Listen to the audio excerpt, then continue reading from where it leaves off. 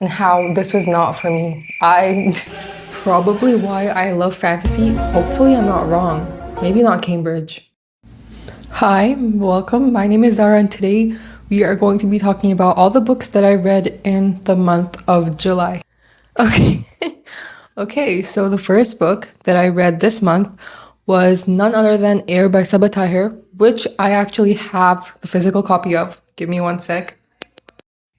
Okay, so this is the first book that I read in the month of July. I read this at the very start and it feels like a lifetime ago. I think I read this at like the end of June, start of July, and this was by far my favorite book this month. So, in this book, we are following three main characters. We have an orphan, a prince, and a witch, no, an ex-witch hunter. An ex-witch who is a hunter. Our main character, Ice, is a Kigari orphan who, like the rest of her people, is living in the shadows of a wicked ruler. I am moving my mic a lot. I need to maybe stop doing that. I don't know if this is gonna affect anything. Ice commits a treasonous act which causes her to embark on a journey to save her people from this ruler, and her path intertwines with two of our other main characters. Our other main character, Quill, is heir to the throne of the Martial Empire, a throne that he wants nothing to do with. That is until his people are attacked and he is forced to step into his fate and destiny, which is to rule. He then embarks on a journey to save his people from the threat of an attack. As he has as he journeys, he meets Sirsha, who is my favorite character. Sirsha is an ex-Jedwana. Jedwana are a group of people who are witches and who are extremely powerful, and you do not want to mess with them. And due to something that happened in her past, she has been exiled and is now forced to hunt and track people for a living. She comes across this mysterious man who offers her more than enough money to change her life in exchange for one last hunt. This book is probably why I love fantasy. It has everything a fantasy lover could possibly want. And probably my favorite book in like forever. Probably the best book I've read in like forever. The next book I read this month, which was kind of a soft DNF, and that was The Ornithologist's Field Guide to Love. This is a historical young adult not rom-com, I would say fantasy with romance in it. This is definitely a bit more of a cozy fantasy. So we have two main characters, Beth Pickering and Devon, my notes are on that side, so that's why I keep Devon Lockley. And they are rival professors at Cambridge, I'm pretty sure, who, hopefully I'm not wrong, maybe not Cambridge. They are rival professors in England, in some university of England. And they are in a competition to find this magical bird. They are ornithologists who are actually, I think, they work with birds, and so because of that, they're in this competition to find this magical bird, and there's prize money at stake, and there's foul acts taking place, and it's just this big competition. And yeah, this was definitely a academia enemies to lovers situation, and I think it was really good. It was definitely more of a cozy fantasy, which I wasn't in the mood for, and that is why I soft DNF'd it. It was by no means a bad book. It was really good to read. It was interesting. It did start off a bit slow, but like I said, it's just a cozy fantasy, and I was in the mood for something more high stakes, kind of like Air by Saba Tahir.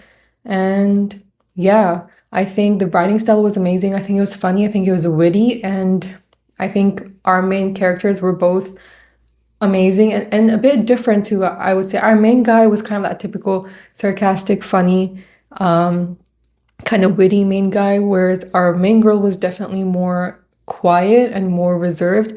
And I liked how he kind of brought her out of her shell and, to take chances and do things she normally wouldn't do.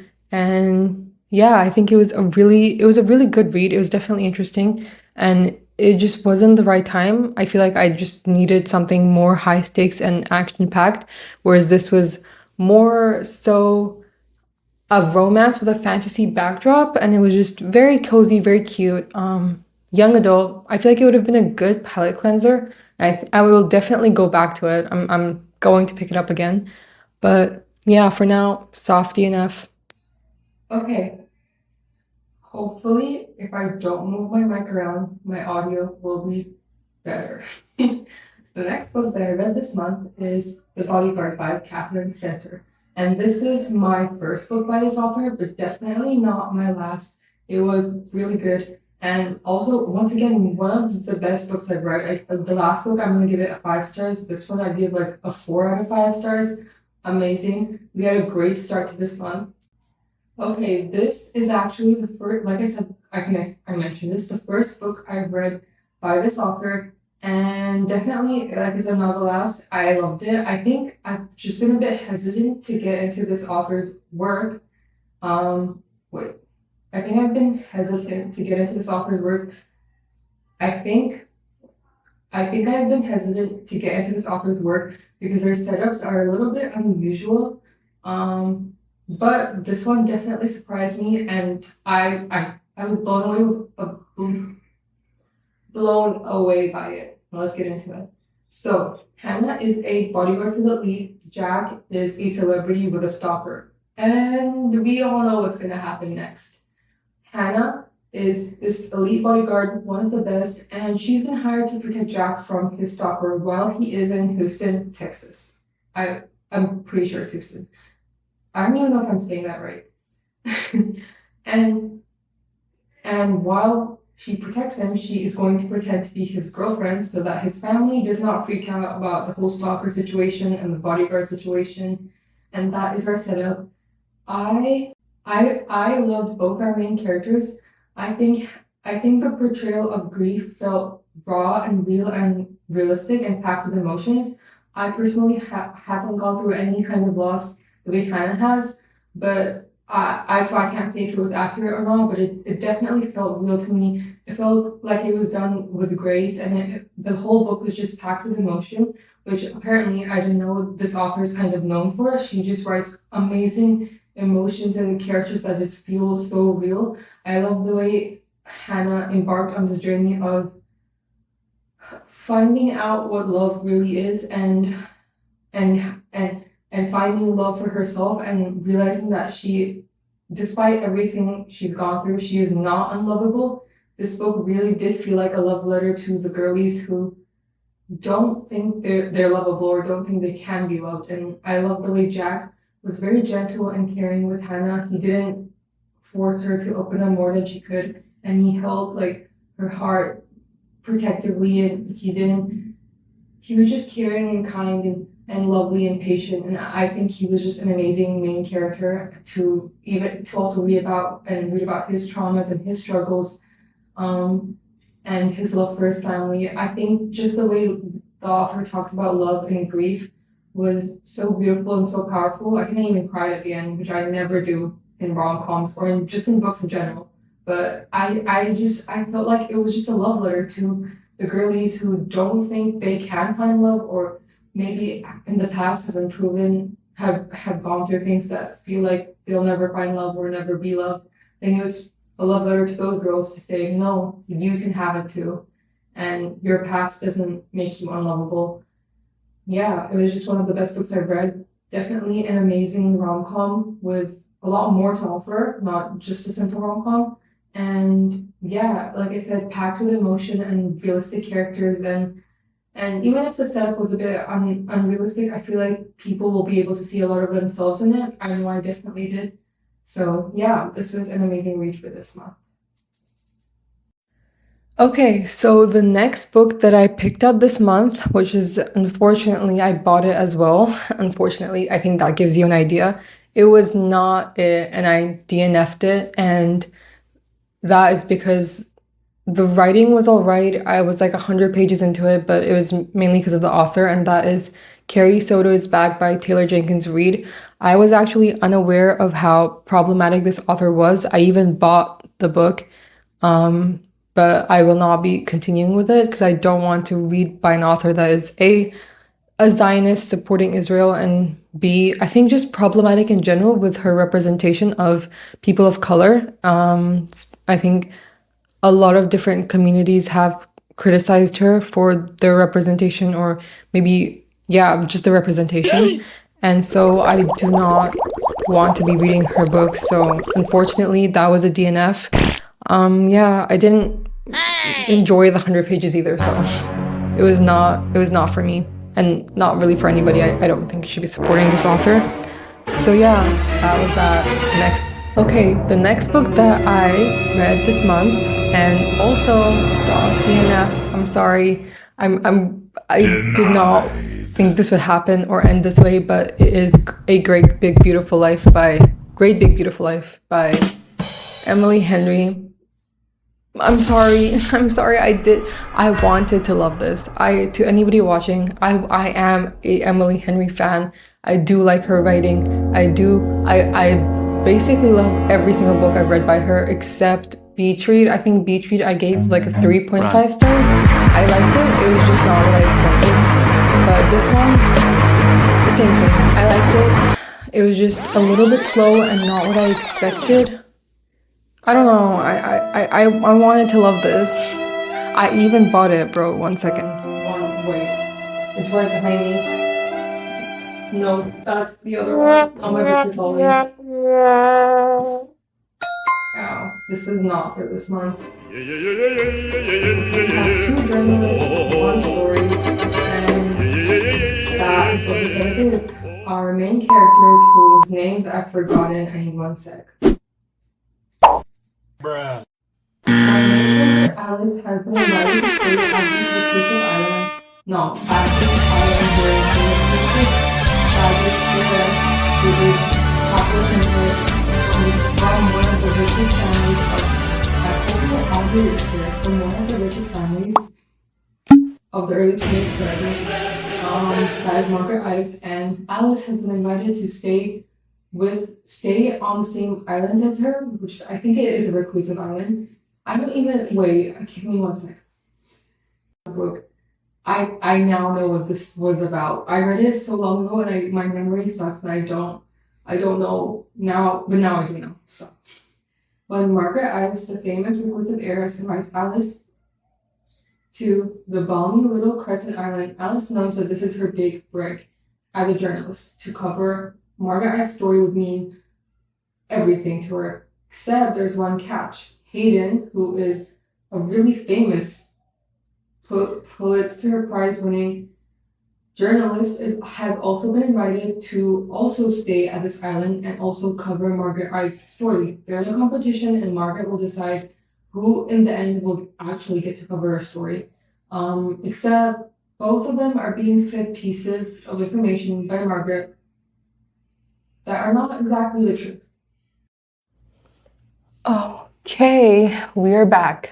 My phone died, so I don't know where I was rambling. Like, what was I at? I think I was talking about A Great Big Beautiful Life and how this was not for me.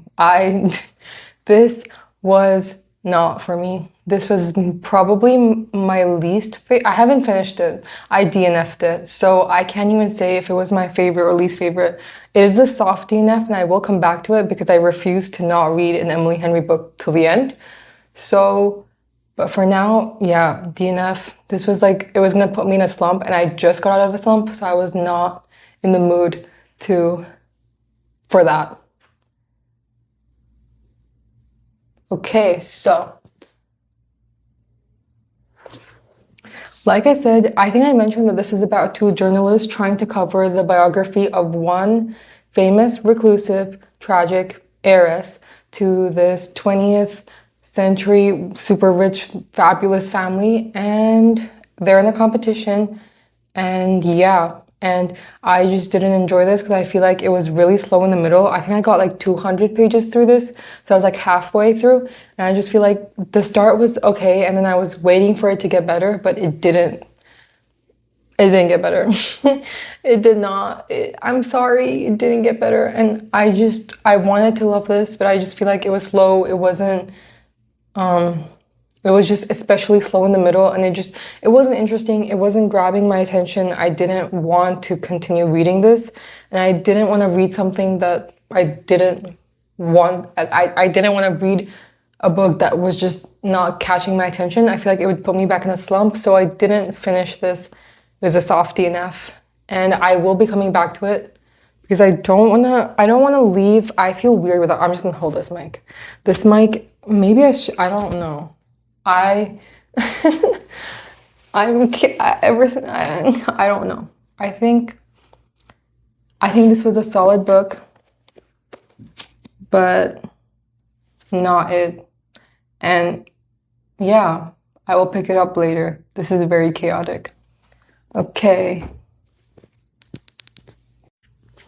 Okay, I'm gonna hold this mic even though I do have a mic here. I don't know if this is gonna make a difference. I don't know if it's here we are. Anyways, the next book, because I just think it's cute. I think I want to hold it. The next book, my notes are this way, so I'm actually gonna start looking at them again so I give actual value in this video. The next book, okay, the next book that I read in July. I need to stop saying this month because I'm filming it in August. The next book that I read in July was Love on the Brain by Hazelwood. And of course, since it is written by our queen, maybe two mics is messing this up. I don't know. Since it has been written by Hazelwood, it is probably obviously going to be really good. And I did expect that, and it was really good. And let's get into it. So, okay, so this is Hazelwood writes STEM rom-coms, and this is no exception to that. This is exactly that. Our main character, B, lives by one simple rule, which is what would Marie Curie do? Marie Curie, by the way, is a famous scientist. And so when she gets offered to co-lead a neuroengineering project, that is offered to her by NASA, she thinks, what would Marie Curie do? Marie Curie would definitely take it. So she decides to take this project on, even if it means working with Levy Ward. That Levy Ward, the one who refused to work with her and told her fiance not to marry her. Yeah. And she now has to co-lead this project with this man who is cold and grumpy, and we know what's going to happen next. Okay, so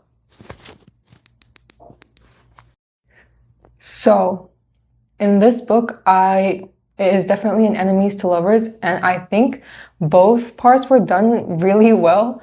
I feel like both parts were believable. I could see why they were enemies. Like I said, he refused to work with her and told her fiance not to marry her. Definitely an enemies setup, and I feel like that was very believable, and I feel like the lovers part was also really believable. For me, at least, I feel like when it comes to enemies to lovers, sometimes it just doesn't feel believable. The enemy's reason, it just feels like, but in this, it definitely felt believable. It definitely felt real. I feel like the romance felt real. I love the commentary on STC, was it? Or wait, pause. GRE and STC tests. And even though I am not a medical student and I don't really know much about these tests, the commentary on why certain tests like these that are, I'm assuming, admission tests are useless, I feel like it was very real. Like, as a student, I agree that a lot of tests are not an accurate representation of how much a person knows and are actually an injustice to students who actually work really hard. So I feel like I really liked the commentary and anger against that and against these standardized testing. I think that's what it is. Yeah, I feel like that was an interesting part that nobody really talks about and I really enjoyed. I think it was definitely really good. It was a solid, it was just a solid rom-com. Like, if you just want a solid rom-com that is fast-paced, that is witty, that is funny, that has everything you know it's gonna have, no surprises, that is just cute and with a little bit of a twist with the whole STEM background and again commentary on these tests, I feel like it was a good book and I enjoyed it and I enjoyed reading it.